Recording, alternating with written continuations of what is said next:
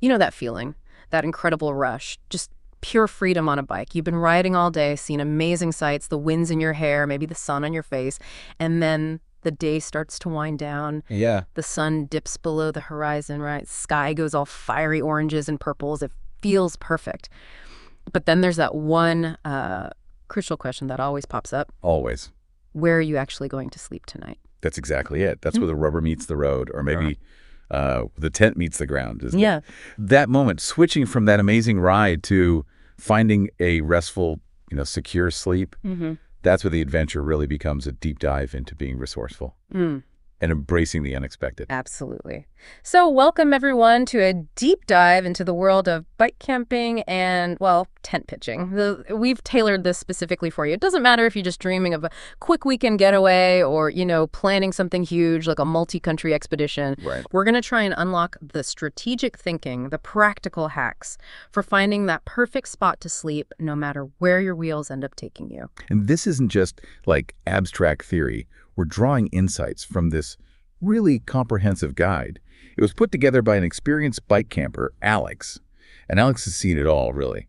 From those, typical well-appointed campgrounds to some genuinely unexpected spots. We're talking gas station parking lots and, even a police station. It's those kinds of stories that really show the adaptability needed, isn't it? Totally.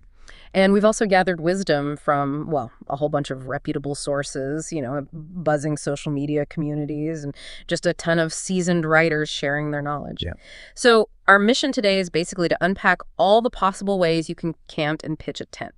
We'll start with the tried and true methods, the foundations, but then we'll get into some really clever, maybe even a bit quirky hacks, the kind that push the boundaries a bit. And the goal is really to distill the key benefits for each option, share practical tips you can actually visualize and use straight away. And maybe most importantly, focus on how to stay safe and just, properly prepared when you're out on these two-wheeled adventures. Exactly. We want you to really see yourself out there, feeling comfortable, feeling secure, ready for whatever the journey throws at you. Yeah. So if you've ever felt a bit maybe overwhelmed by just the sheer amount of info out there on outdoor adventures, or if you just wanted a clear, friendly guide to getting started with bike camping, then this deep dive is definitely for you. We'll try and paint a picture with our words, Make every tip and trick easy to grasp, easy to imagine doing. Okay, let's dive in. Starting with the basics, those reliable foundations. So when you first think camping, certain images just pop into your head, right? These are your go-to spots. They're especially great if you're just starting out because they offer that sense of familiarity, Established support. What's usually the first place people think of? Well, the classic choice, and honestly, the most reliable and beginner-friendly, has got to be designated campgrounds. Just picture it. Yeah. A place where everything's kind of set up to make your arrival easy. Okay. You pull into this well-maintained site. There's a clear, flat patch of ground, maybe some grass, specifically marked out for your tent. It's less about, rugged, wild adventure at this stage. Right. And more about that comforting feeling of predictability after maybe a long, tiring day on the bike. Then the real plus here for a bike camper isn't just having a spot, it's the amenities that come with it, isn't it? What are we talking about typically? Exactly. They usually offer those crucial facilities that frankly feel like pure luxury after a dusty ride. Imagine clean toilets, Yes. hot showers, washing away all the day's grime and fatigue, and really critically for cyclists, potable water. Being able to refill all your bottles, rehydrate properly. That's huge. Absolutely huge. And for touring cyclists, some even have dedicated bike storage, which is like finding a secure little garage for your most valuable possession. It gives you immense peace of mind. that peace of mind is just invaluable. And I've noticed they often have features specifically good for cyclists, too. You usually find those perfectly flat, cleared areas, right? Ideal for pitching your tent quickly, comfortably. No, rogue roots digging into your back while you sleep. Exactly. Plus, they frequently have direct access to nearby trails, which makes them super convenient when you're just rolling in on two wheels. Yeah. And finding these spots, platforms like Hip Camp, Reserve America, they're great. Yeah. You can literally filter for bike-friendly options. Makes planning so much smoother. Definitely. So in terms of pros, designated campgrounds are great for safety. You've got staff around, other campers. Right. The rules are clear, you know what to expect. But on the flip side, they can get crowded, especially in peak season. That might take away from that feeling of solitude some people want. True. They often require reservations, which means a bit more planning ahead. Mm. And of course, they usually come with fees, which can add up on longer tours. Good point. A prime example, probably familiar to lots of listeners in North America, is Campgrounds of America, KOA. Oh yeah, KOA. Over 500 locations, and their consistency is a huge draw. You pretty much know you're getting clean facilities, often laundry services, lifesaver, sometimes even little stores. For anyone new to bike camping, this is kind of your foundational safety net option. It really minimizes the unknowns, lets you focus on just enjoying the ride, not worrying about campsite logistics.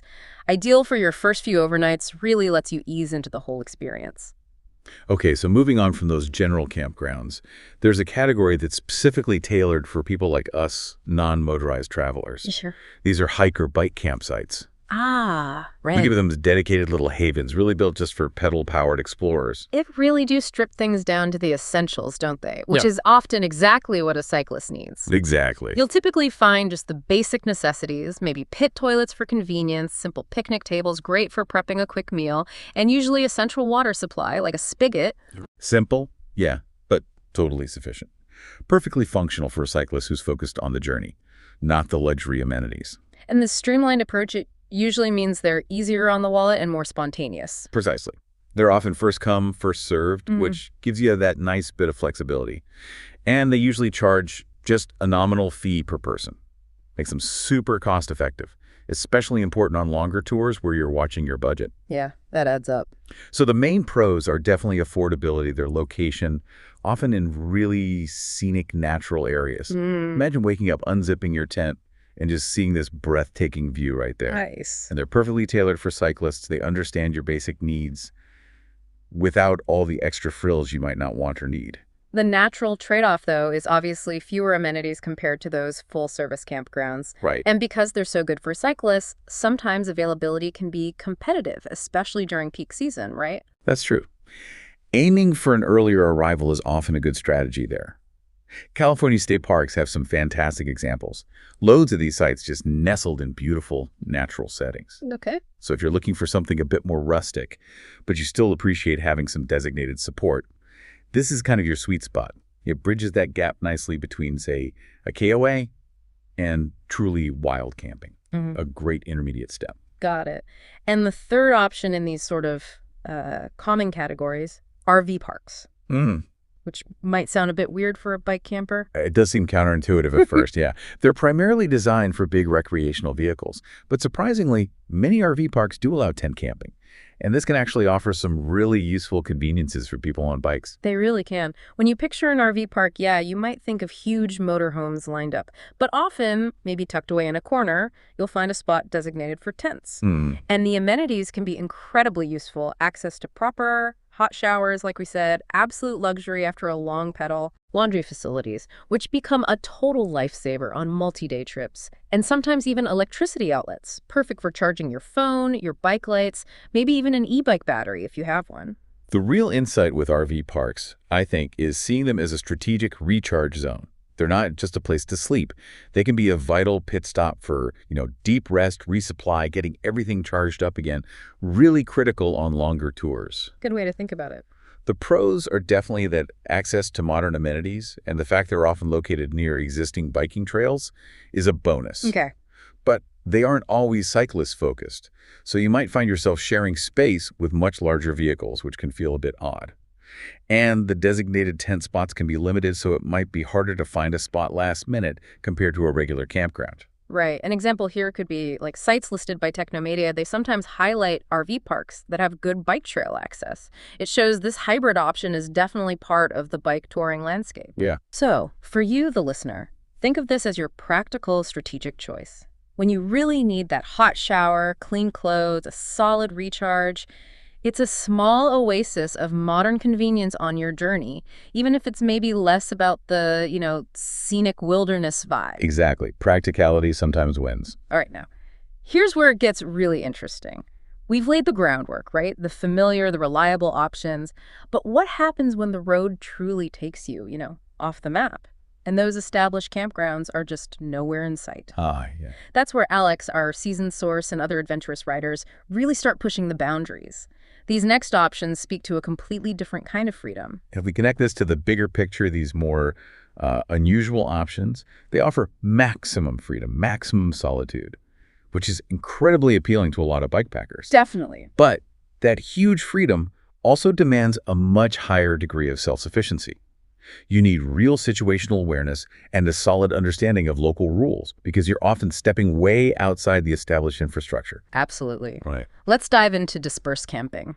Just imagine setting up your camp in a totally undeveloped area, maybe deep within a national forest, or on Bureau of Land Management land that's BLM land, mostly out west in the U.S. Right. Vast public lands. This is basically pitching a tent almost anywhere. You can find that perfect secluded spot, provided, and this is the big, provided you're following all the local regulations. It's just you, your bike, and nature. The appeal here, as groups like the Adventure Cycling Association highlight, is that it's ideal for bikepackers who are really seeking true solitude, real flexibility. You're not stuck in designated spots.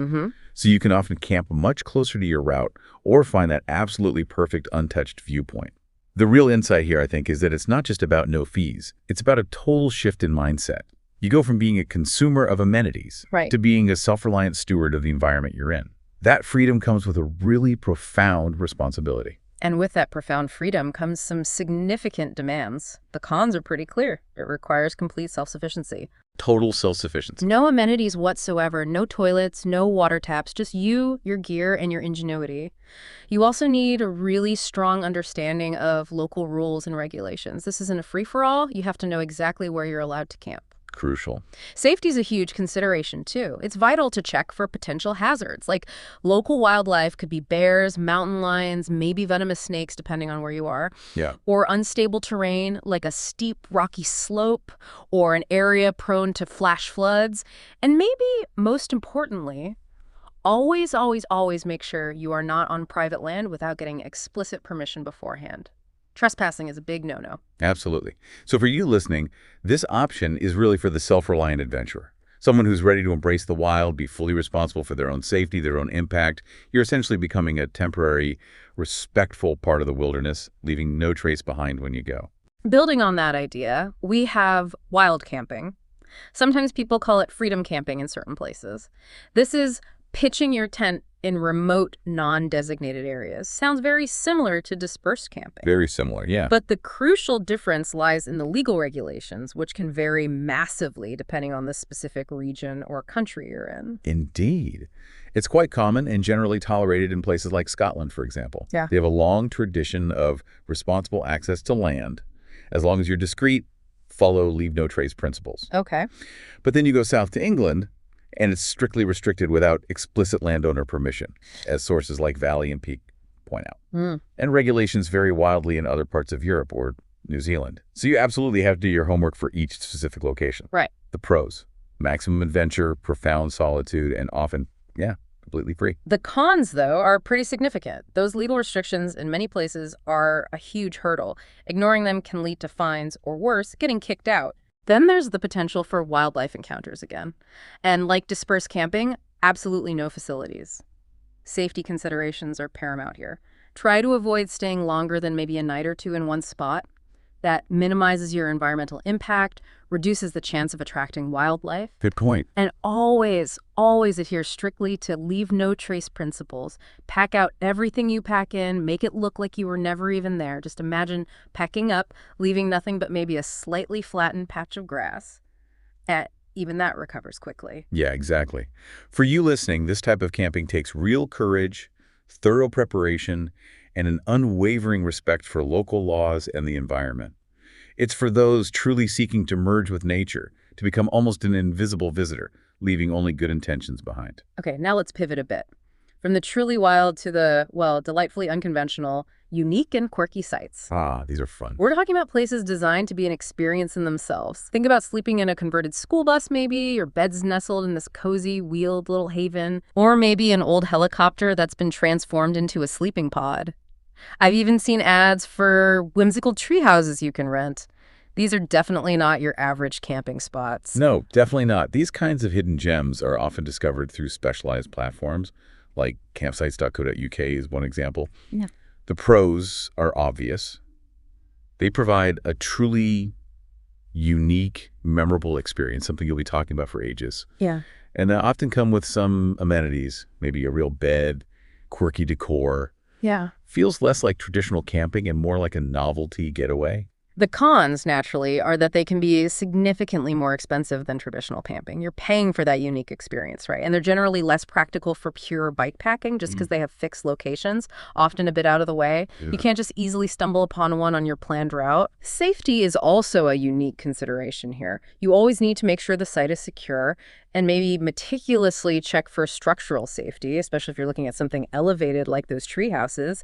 You want to feel secure up in the branches, knowing it's been properly checked out. Good point, yeah. For you, this is really for when you want to sprinkle a little extra magic, a bit of novelty into your trip. They're less about pure utility and more about creating a distinct, story-worthy memory. A fun detour, maybe. Okay, now back to our source, Alex. He actually highlighted these from personal experience, and they might sound totally surprising at first. Gas stations and rest stops. Who camps at a gas station? Well, this raises that important question again. Why would someone choose this? And what does it tell us about the ultimate adaptability you need on the road? Right. The answer is often pure convenience and sometimes safety in a pinch, coupled with a deep understanding of what really matters after a long, hard day. Exactly. Imagine pulling up after a really long, maybe grueling day of riding. You're exhausted. And you see the bright lights of a 24-hour gas station or a busy rest stop. As Alex found, these can be surprisingly convenient overnight stops along highways.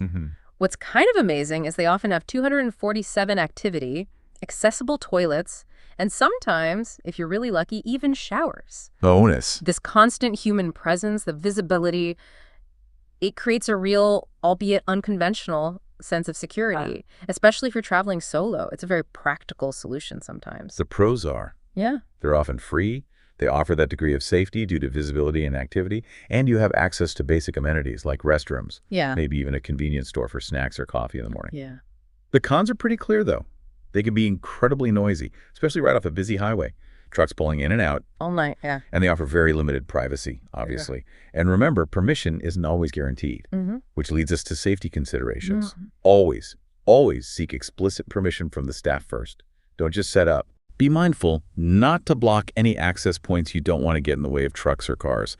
And absolutely, meticulously secure your bike. Chain it to a sturdy signpost. Maybe keep it within sight of the building as possible. Prevent theft. Okay, so for you, listener, this is the ultimate emergency camp, or maybe convenience camp. It's a pragmatic, sometimes surprisingly okay solution when traditional options just aren't available or practical. It's a testament to quick thinking and resourcefulness when you're truly on the move. Building on that theme of finding unexpected safe havens, let's talk about police stations and public buildings. This one really caught my eye in Alex's notes, camping in a police station parking lot. It sounds totally wild, but when you break it down, it actually makes a weird kind of sense in certain situations. As Alex demonstrated, yeah, camping in a police station compound or maybe similar public spaces can be a remarkably safe and practical option, particularly in smaller towns, and usually with the authorities' permission, of course. Yeah. Think about the immediate inherent security. It's a very direct approach to finding a secure spot for the night when maybe other options feel sketchy. Yes, and you could potentially think about other possibilities too. Maybe asking at community centers or even churches. Especially in smaller, welcoming communities, some might be open to offering a weary cyclist a safe corner to pitch a tent for the night. If you approach them politely, explain your situation. It's possible. Yeah. The pros are incredibly high safety because of that official presence, and it's almost always free. On the other hand, the cons are, it absolutely requires explicit permission. You can't just show up and assume it's okay. No way. Amenities are likely very limited, maybe just a restroom, if that, and it can definitely feel unconventional, maybe a bit awkward at first. Yeah, I can imagine. Safety considerations again. Always ask for permission first, and make sure your setup doesn't interfere with their operations at all. Be respectful of the space.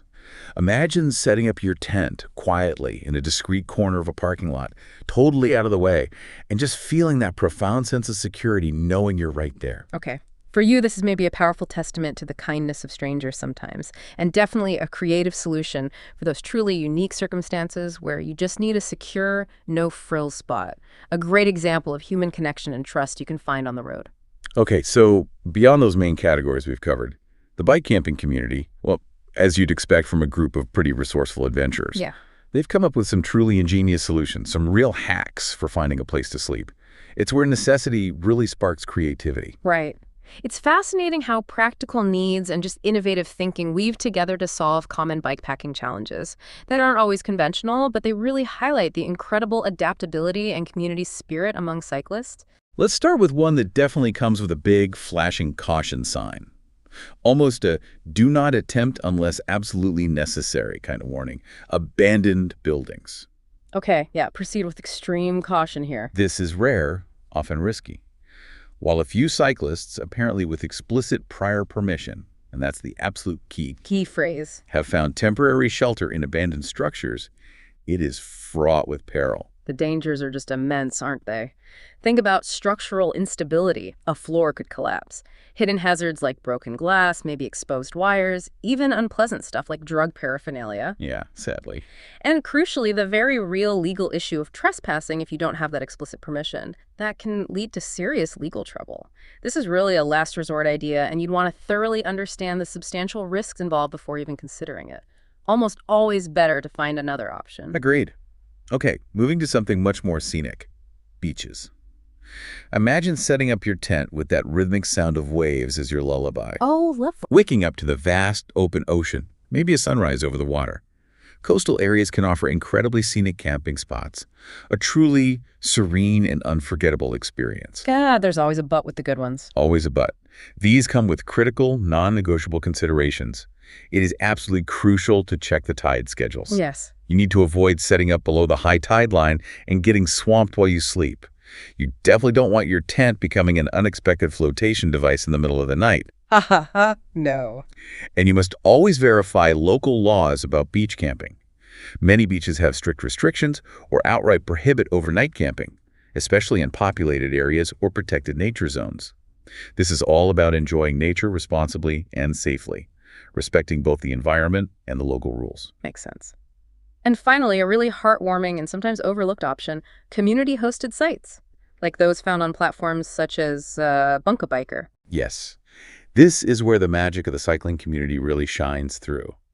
Platforms like Bikepacking connect cyclists with incredibly generous hosts who offer free tent spots, often right in their own backyards, sometimes even a spare room. Wow, that's amazing. It's like this warm, welcoming network of support, driven by a shared love for being on the road and a deep understanding of what a traveler needs.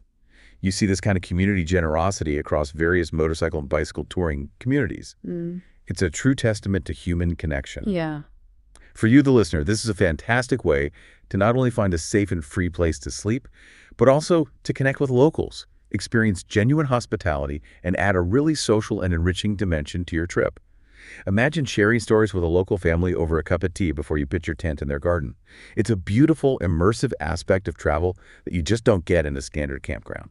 That sounds incredible. Okay, so you found your spot, which is an amazing achievement in itself sometimes.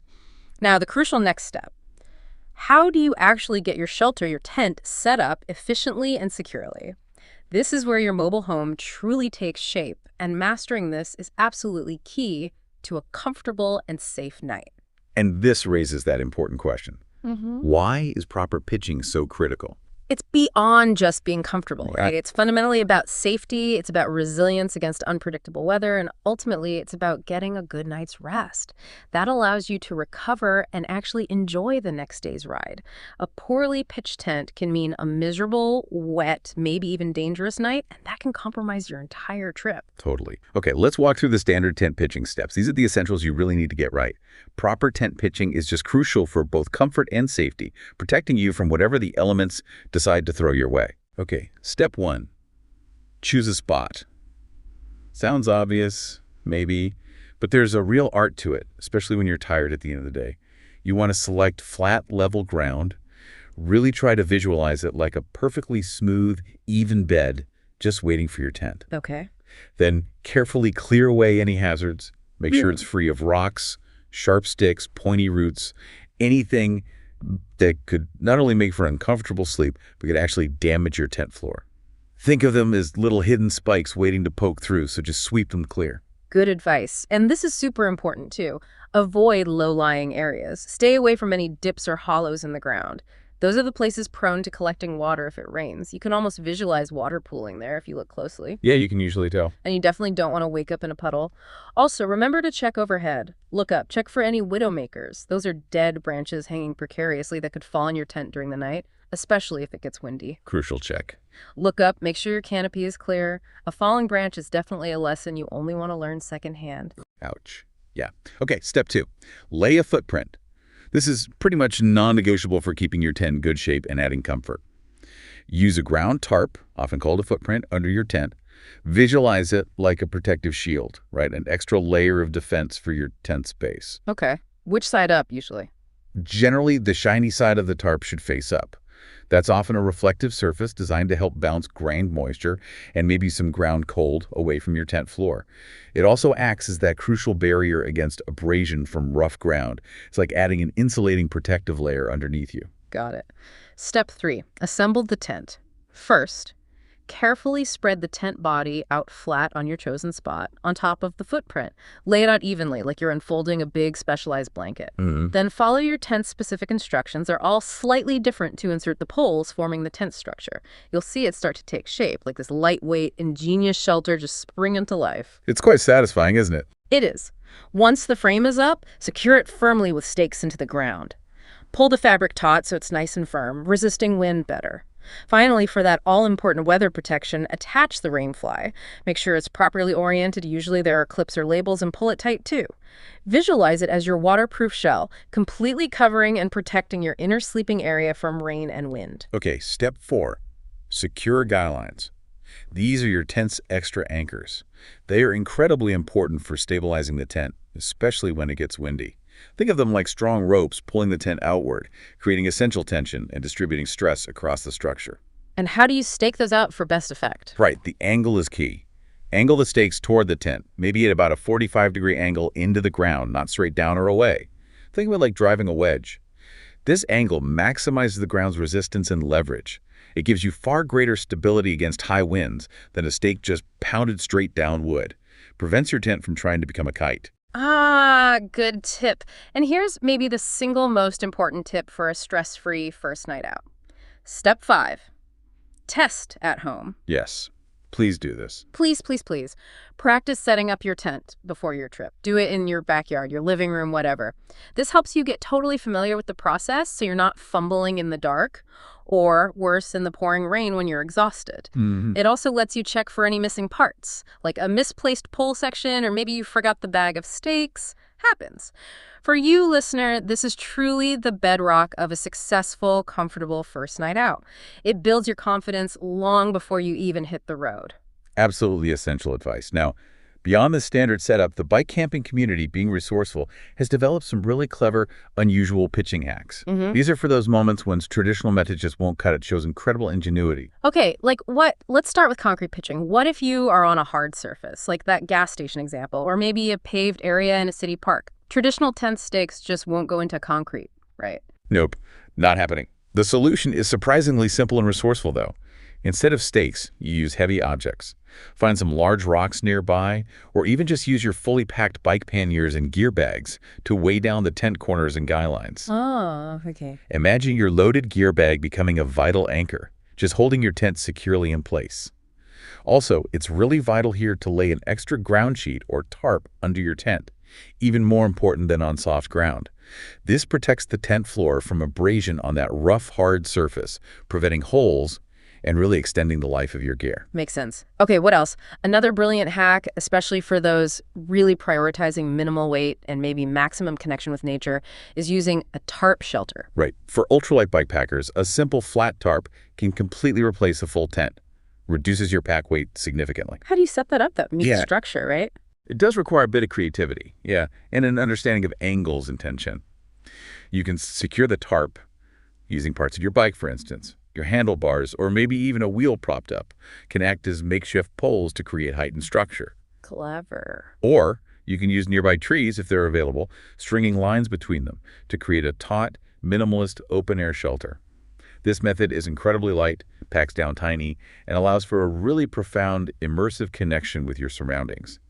Lets you truly sleep under the stars, or at least closer to them.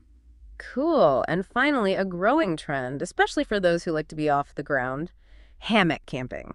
Yeah, some bikepackers prefer hammocks instead of tents. You suspend them comfortably between two sturdy trees. That's the classic way. Or for the truly innovative, I've seen people use bike frames as anchor points, carefully positioned for a lightweight elevated sleep. Get you completely off the ground, away from dampness or crawling critters. Interesting. Do you need anything else with a hammock? Well, for weather protection, it's crucial to use a rainfly over your hammock. You rig up a tarp above you, essentially creating a waterproof roof. And maybe an underquilt for insulation in cooler weather. Okay. For you listening, these hacks really show how incredibly adaptable bike camping can be. It proves you don't always need a traditional tent setup to find comfortable and secure shelter. It's all about resourcefulness, seeing your gear as multifunctional tools. Adaptability is the name of the game sometimes. Okay, we've covered where to camp, how to pitch your tent, but none of that really matters if you're not safe. This next section is the absolute bedrock, the foundation of any successful bike camping trip. It's all about proactively preparing for anything the road, nature, or even, unfortunately, other people might throw at you. And knowledge is most valuable when you understand it and actually apply it, right? These safety considerations are precisely where that comes into play. They aren't just theoretical rules you read somewhere. They're vital, actionable practices that can genuinely make or break your trip. They are the difference between a great adventure and a really stressful or maybe even dangerous experience. Let's start with probably your most valuable asset when you're bike camping, securing your bike. This is your transport, your home on wheels, your lifeline back to civilization sometimes. Protecting it is absolutely paramount. Without it, your adventure just grinds to a halt. Totally. In public campgrounds, you should really layer your security. Think of it like an onion, right? Yeah. Multiple layers of protection. Use strong U-locks, maybe combined with cable locks to secure wheels and accessories, and always secure your bike to a fixed object. A sturdy picnic table leg, a designated bike rack, maybe a solid tree that can't be easily moved or cut. Yeah. The smart hack I saw from Redding users is, if you're traveling in a group, lock your bikes together. Crisscross them, loop locks through multiple frames and wheels.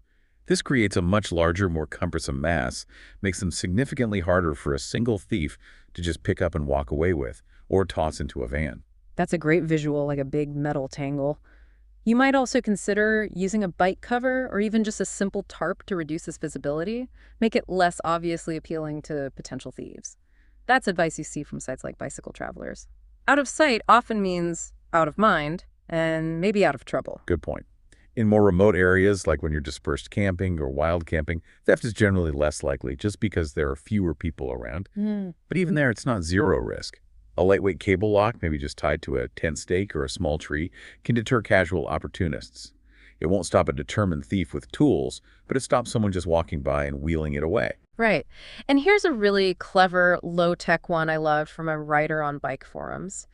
They use a thin cable, like fishing line almost, with little jingle bells attached, strung around their bike near their tent. Oh, I like that. Picture that small, comforting chime, or maybe alarming chime for a thief, as a silent guardian, alerting them to any movement while they sleep. Brilliant. And for the more tech-savvy, a great hack from Do-It-Yourself RV is to hide an Apple AirTag or a similar tracker discreetly somewhere on your bike, maybe under the seat, inside the frame. If it does get stolen, you have at least a chance of tracking it. It's like a secret beacon, providing an extra layer of recovery potential. Okay, bike secured. Next up, let's talk again about choosing a campsite, but this time focusing specifically on safety aspects, beyond just finding flat ground. Your choice of spot significantly impacts your safety and comfort in ways you might not immediately think of. Definitely. Visibility is a key strategic consideration, but it's a bit of a double-edged sword. Generally, opting for sites that are somewhat visible from roads or near other campers can add a layer of security through shared presence. Alex's experience with gas stations highlights this. The constant activity provides an inherent, if noisy, security. Right. Conversely, you want to avoid truly isolated spots right in or very near busy urban areas. There, being hidden might actually make you more vulnerable to theft or other unwanted attention because no one can see what's happening. It's a balance. Okay, find the right kind of visible. What about the ground itself? And then there's terrain. We mentioned avoiding low spots for rain, but also think about ground stability. Always choose elevated ground if possible to avoid potential flooding if heavy rain hits. Visualize where water would flow downhill and make sure your tent isn't directly in its path, about to become a small pond. Good reminder. Always check for ground hazards, too, like loose rocks above you on a slope, or those overhead widowmakers again. And look for signs of active animal trails. You really don't want to accidentally set up camp on a deer highway or what looks like a bear's regular path to the water source. That's advice you see from places like Hip Camp Journal. Yeah, don't camp on the animal freeway. Exactly. Finally, consider weather orientation. Try to orient your tent door away from the prevailing wind direction. This minimizes drafts, exposure, and that really annoying flapping or rattling noise tents can make in strong wind. Imagine the wind hitting the back or side of your tent, glancing off, versus blowing straight into the door. The glancing blow means a much quieter, more stable night's sleep. Okay, so for you, listener, a good campsite choice isn't just about comfort. It's a really proactive step in minimizing risks from nature and from other people. It's about smart, informed decision-making before you even unpack your gear. Now, wildlife awareness. This is absolutely critical when you're setting up camp in their home. You are the visitor. Oh, yes. And the number one rule here always is food storage. Proper food storage is non-negotiable. Store all your food, and crucially, any scented items, yes, that includes your toothpaste, your soap, your deodorant. Even lip balm. Right. Anything with a smell. Store it all in a proper bear hang. That means suspended high between trees, away from trunks, or in a certified sealed animal-proof container, like a bear canister. This keeps those tempting smells far away from your immediate campsite, preventing curious critters, from mice to bears, from inviting themselves over for a midnight snack. And it's not just about how you store it. It's about distance. Place your food storage and cooking area at least 200 feet. That's about 70 adult steps downwind from your campsite. That's the recommendation from places like Beyond the Tent. Okay. It's like having a separate kitchen and pantry well away from your bedroom. So if an animal is drawn in by a scent, it's drawn to that area, not directly to where you're sleeping. Smart. And proactive research helps too. Absolutely. Always do your local research before you go. Find out about the local wildlife in the specific area you'll be camping. Are there bears? Are there aggressive coyotes? Are there venomous snakes? And learn the appropriate responses if you encounter them. For example, knowing how to identify the venomous snakes in the region, as advised by California State Parks, can be a genuine lifesaver. It allows you to avoid dangerous encounters or react appropriately if you do see one. Okay. For you listening, remember, you're a visitor in their territory. Respect for their space and knowledge about their habits are truly your best defenses when it comes to wildlife encounters. It ensures a peaceful coexistence, which is what we all want. Staying connected is another vital safety net, especially when you're venturing further afield, maybe at a reliable cell range. This is all about communication and itinerary. Absolutely crucial for peace of mind, right? Not just for you, but maybe even more so for the people back home worrying about you. Always inform a trusted contact, a friend, family member, of your detailed route plan and your expected check-in times or return date, especially if you're heading into remote areas. Yeah. Visualize someone tracking your progress on a map back home. They know roughly where you should be and when they should expect to hear from you. That's your ultimate safety check, your first alert if something goes wrong. And in areas without cell service, which you will undoubtedly encounter on longer tours or more remote bikepacking trips, it's really wise to carry emergency devices. Things like a satellite phone, or more commonly now, a personal locator beacon, PLB, or a satellite messenger like a Garmin InReach. That's a suggestion you see often on forums like Quora. Right. These devices can be literally life-saving. They allow you to send an SOS signal with your location or send preset messages, even when you have absolutely no bars on your phone. Wow. Also, always check the local emergency numbers, particularly if you're doing international trips. We mentioned 112 being the standard across much of Europe, but other countries have different numbers, like 911 in North America, 1000 in Australia. Know the number for where you are. Good tip. For you, listener, this is your ultimate safety net. It ensures help can find you if you ever need it. It's about building a reliable support system even when you're miles from anywhere, and that allows you to ride with much greater confidence. Okay, next up, weather preparedness. Yeah. Because embracing the elements means being ready for pretty much anything they might decide to throw at you, from blazing sun one minute to a sudden hailstorm the next. Absolutely. Always check the weather forecasts, not just before you leave, but consistently during your trip if you have connectivity. Weather can change so rapidly when you're exposed out there, especially in mountains or coastal regions. Pack versatile layers of clothing. Think layers you can easily add or remove to adapt to fluctuating temperatures and conditions. Merino wool base layers, a fleece mid-layer, a waterproof, windproof outer shell, that's the classic system. A small, lightweight thermometer clipped to your pack can even help you monitor conditions accurately and dress appropriately, as suggested by Diamond Lure Campground. Prevents you getting caught out either too hot or too cold. And it's absolutely vital to use a high-quality waterproof tent with a properly attached and tensioned rain fly. This is your primary defense against rain and wind, that crucial barrier. Make sure it's in good condition before you leave. Yeah, check those seams. Check the seams, maybe re-waterproof it if needed, and ensure proper ventilation within your tent even when it's raining. Most tents have vents you can open. That little bit of airflow is crucial to prevent condensation buildup inside. Otherwise, you can wake up damp just from your own breath and body heat, even if it didn't rain. Ugh, yeah, clammy tent syndrome. Not nice. Not nice at all. For you, weather can indeed change rapidly. Being prepared means both comfort and critical safety. It makes your experience enjoyable rather than a miserable endurance test. And finally, a real cornerstone of self-sufficiency out there: first aid and emergency preparedness. This is about being your own initial responder when you're potentially miles from help. You absolutely are your own first responder out there most of the time. So it's essential to be equipped, both with gear and knowledge. Always carry a well-stocked first aid kit. And make sure it's tailored to your trip length, the remoteness, and your own medical needs. Don't just buy a generic kit. Customize it. Add extra blister treatment, pain relief, any personal medications. Right. And beyond just having the kit, no basic first aid. Take a course, read a book, watch some videos, know how to handle common issues like cuts, scrapes, sprains, burns, insect bites, maybe heat exhaustion or hypothermia basics. You don't need to be a paramedic, but that basic knowledge can make a huge difference in handling minor issues yourself, stopping them from becoming major problems, and knowing when something is serious enough that you do need to activate that emergency plan. And especially for those really long, multi-country trips, proactively know the location of the nearest medical facilities along your general route.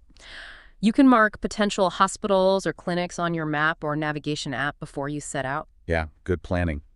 For you listening, this fundamental medical knowledge and preparation is absolutely crucial. It empowers you to handle minor things yourself and, more importantly, know when to seek professional help quickly and efficiently. It's about taking responsibility for your own well-being. Okay, let's shift gears a bit. Alex's ultimate dream, mentioned in the source, is a multi-country expedition. And that takes a whole other level of planning, of logistical mastery. This isn't just packing a tent for a weekend.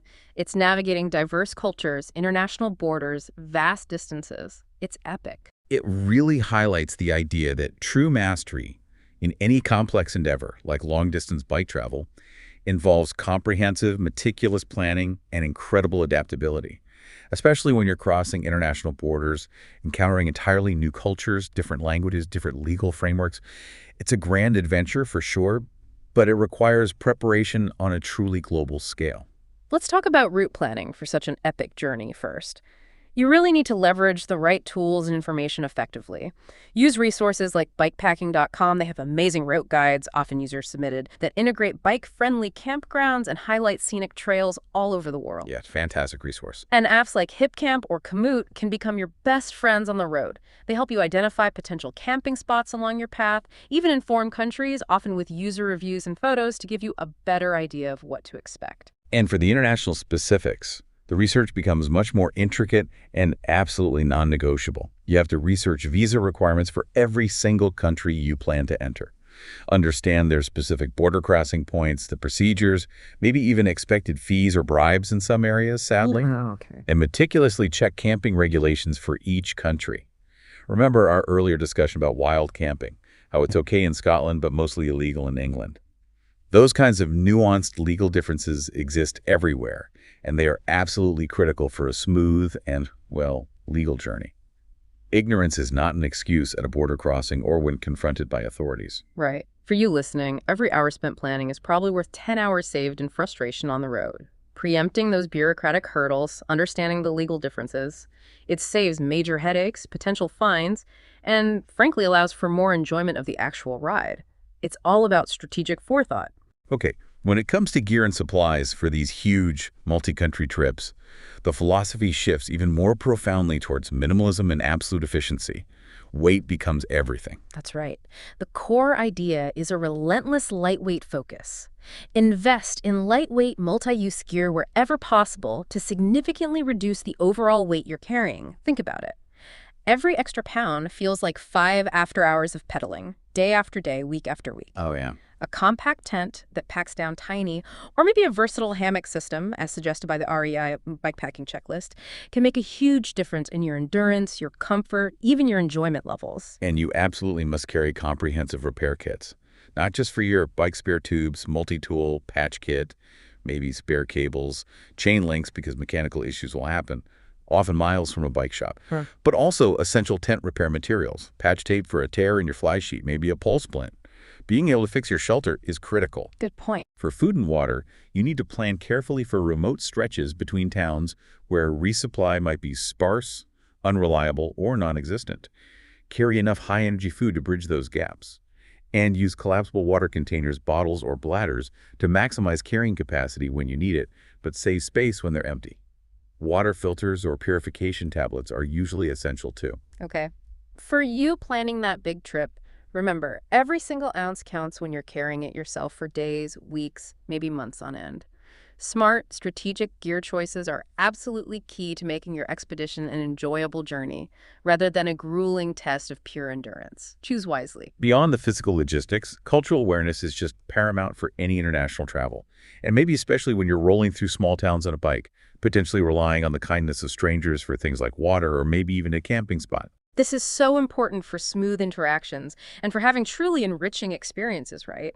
Learn at least a few basic phrases in the local languages of the countries you'll be visiting. Even just the simple hello, please, thank you, maybe water, or may I camp here, can help immensely. Huge difference. It shows respect, it breaks the ice, and it genuinely opens doors. It fosters positive connections in a way that just pointing or using translation apps sometimes can't. And crucially, respect local customs. Be aware of and sensitive to local traditions, social norms, dress codes, religious practices, and environmental regulations. Doing so helps you avoid unintentional offense, conflicts, or misunderstandings. It fosters goodwill wherever you go and leaves a positive impression not just for you, but for future cycle tourists who might follow. Yeah, be a good ambassador for bike travelers. For you, being a respectful and informed traveler not only makes your own journey smoother and more enjoyable, but it also leaves that lasting positive impression. It paves the way for future adventurers and helps foster those wonderful international friendships that can make travel so special. Okay, finally for the big trips. Emergency preparedness in an international context. This goes beyond just personal safety and dives into understanding a whole new landscape of support systems, or lack thereof sometimes. Right. Carry emergency contact information readily accessible, not just for your family back home, but maybe the contact details for your country's embassy or consulate in the countries you'll be visiting. They can be a vital resource in a serious emergency. Good idea. And know the emergency services numbers for each country you visit. We keep mentioning 112 for Europe, but make a list for your specific route. Have it saved somewhere easily accessible, maybe even taped to your handlebars. And always have a clear contingency plan. Think through the what-ifs. What if your bike gets stolen? What if you have a serious injury? What if you have a major mechanical failure you can't fix? Identify potential bailout points. Know how you'd get home if needed. Identify nearby bike shops or medical facilities along your route before you need them. Mark them on your map. Yeah. Visualize needing a specific bike part and already knowing, okay, the next big town with a decent bike shop is 50 miles ahead. That proactive knowledge reduces panic immensely. For you tackling that grand adventure, peace of mind really comes from knowing you have a plan B, a plan C, maybe even a plan D for every major potential challenge. It allows you to relax and enjoy the journey more, knowing you're prepared. What a journey we've covered today, huh? Seriously. And the beauty of this whole bike camping world isn't just in the amazing places you get to go, is it? It's also in the incredible community that exists around it. People sharing tips, tricks, support, making everyone's journey better and more accessible. It truly shows how that collective knowledge, that shared experience, can elevate individual adventures. You get practical hacks, real-world insights that often go far beyond what official guidebooks or websites might cover. It's the genuine wisdom of the road passed along from one adventurer to another. One of the most common pieces of advice you hear from seasoned writers, you see it all over places like Reddit's Ultralight, is simply that practice makes it perfect. Sounds basic, but it's so profound for camping. Yes. So many experienced riders highly recommend practicing your tent setup at home. Not just once, but over and over again. Maybe even try it in the dark. Or wearing gloves if you expect cold weather. Good idea. The benefit is huge. Mastering the process ensures you can do it quickly, efficiently, almost automatically, which is especially important when you arrive somewhere in challenging conditions. Maybe it's pouring rain, maybe the wind is howling, maybe you're just utterly exhausted after a massive day of climbing. Yeah. Imagine being able to get your shelter up securely in under 5 minutes, even in bad weather, just because you've done it 100 times before in your backyard. That confidence is just invaluable, takes away a major potential stressor. And this leads us right into community resources. You absolutely do not have to figure all this out alone. There's this vibrant ecosystem of support out there. That's right. Join online groups or forums focused on bike touring or bikepacking. We mentioned Bunk a Biker earlier for finding hosts. It's a great resource. Or forums like the Adventure Rider Forum or specific Facebook groups. These platforms allow you to connect with people offering free camping spots, sure, but also just to share tips, ask specific questions about gear or routes, and learn from the vast experience of others who have been there, done that. Yeah. For you listening, it's a powerful reminder that you're part of a larger tribe, you know? A global community of like-minded adventurers is out there, ready to support you, offer advice, share encouragement, every pedal stroke of the way. Tap into it. Another key insight, particularly helpful for those just starting out, and perhaps feeling a bit overwhelmed, maybe intimidated by all the fancy gear lists online, is the minimalist gear philosophy. Yes. Bikepackers on sites like bikepacking.com often emphasize just starting with affordable gear, maybe even using the bike and camping equipment you already own, perhaps from hiking or car camping. Exactly. The message is really clear.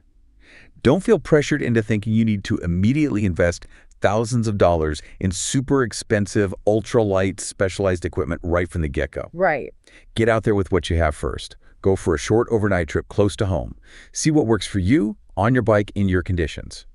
Then you can gradually upgrade specific items as you gain experience and identify what your actual needs and priorities are.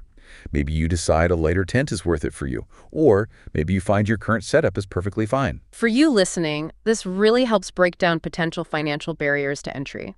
The most important thing is just to get out there and start. You can always refine and upgrade your kit later as your passion grows and your needs become clearer. Don't let gear paralysis stop you. Well said.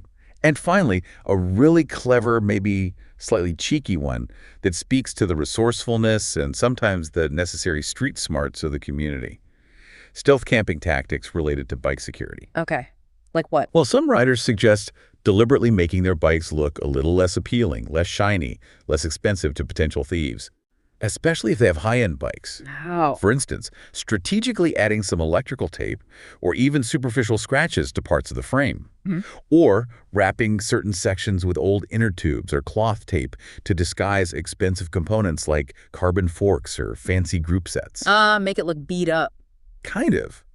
The idea, as shared on forums like Single Track World, is to make it seem less valuable at a quick glance. The purpose is basically to deter opportunistic theft by making your bike seem like a less attractive, less profitable target compared to maybe a cleaner, shinier bike parked nearby. Playing a little psychological game. Huh. Interesting. For you listening, these small, clever tricks might offer surprisingly effective security benefits sometimes, adding a layer of subtle, low-cost protection by just reducing the perceived value or desirability of your ride. Clever. Little things can make a difference. Wow. Okay, what an expansive journey we really have covered today. Seriously, from the familiar comfort of those designated campgrounds with hot showers to the wild allure of dispersed camping way out in the boonies, and even the, let's say, quirky charm of spending a night securely tucked away in a police station parking lot. We covered a lot of ground. We really did. We've explored clever tent pitching hacks, like using your bike panniers as anchors on concrete or rigging up a tarp shelter with your bike parts, and maybe most importantly, we've drilled down deep on those vital safety aspects, securing your bike, choosing your spot wisely with safety in mind, dealing with wildlife respectfully, staying connected, and just generally preparing for anything nature or, well, life might throw your way on the road. Bike camping truly offers such a unique blend of thrill and freedom, doesn't it? It allows you to explore the outdoors in this incredibly intimate, self-reliant way that you just don't get from other forms of travel. Totally agree. And whether you're just planning a quick overnight escape close to home this weekend, or you're dreaming of and maybe starting to plan that epic multi-country adventure across continents, the knowledge, the tips, the perspectives you've gained today should hopefully set you firmly on the path to having safe, memorable and just immensely rewarding experiences out there. So what does this all really mean for you listening right now? As you visualize yourself out there, maybe pedaling towards that distant horizon, perhaps with a newfound confidence about where you'll actually rest your head tonight, consider this. Beyond the specific gear choices, beyond the meticulously planned routes, what new perspective might you gain by truly embracing the unexpected? By allowing the road, the weather, the chance encounters to teach you not just about new places, but about your own resilience, your own resourcefulness, maybe even about the incredible kindness you can find within the global cycling community. How will you make your next deep dive into the wonderful world of bike camping uniquely, authentically yours?